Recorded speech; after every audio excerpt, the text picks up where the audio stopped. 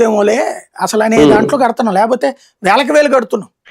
అప్పుడు కూడా normal death లేదంటే యాక్సిడెంటల్ డెత్, ఆల్రెడీ మీకు ఏమైనా డిసీజెస్ ఉన్నాయా, ఆ డిసీజెస్ వల్ల డెత్ అయితే క్లెయిమ్ అవదు, ఇలా అప్పుడు కూడా ఇబ్బందులు ఉంటున్నాయి చాలా.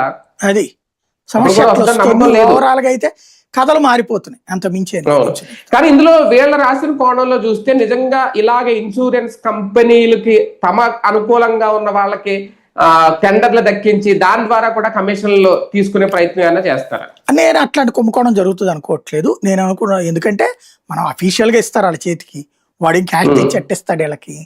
కానీ నేను అనుకోవడం ఏంటంటే డాక్టర్లకి డబ్బులు ఎగ్గొట్టడానికి, ఇప్పుడు జగన్ టైంలో 4,500,000 కోట్లేం పెండింగ్ ఉందన్నారు కదా, వీళ్ళు 20 నెలల నుంచి 10 వయసులు ఏదో ఇప్పటికే 600 కోట్లేమో ఇచ్చారట. అప్పుడు సమ్మెలు కూడా చేశారు కదా డాక్టర్లు. కాబట్టి ఇక అవి ఇవ్వకుండా ఎగ్గొట్టడం, ఇటుకు వచ్చేస్తే కొత్త వాటికే ఖర్చు పెడతారు. ఇక పాత అడుగుతుంటే అప్పుడు ఒక 50 కోట్లు, అప్పుడు ఒక 100 కోట్లు రిలీజ్ చేసి అది కూడా వీళ్ళకి నచ్చిన హాస్పిటల్ వాళ్ళ వరకు డబ్బులు ఇచ్చి మిగతా ఎగ్గొడతా ఉంటారు అనమాట.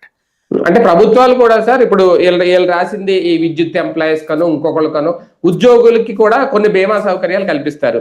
వాళ్ళకు వచ్చే ఇచ్చే బీమా కంపెనీలు వేరేగా ఉంటాయి.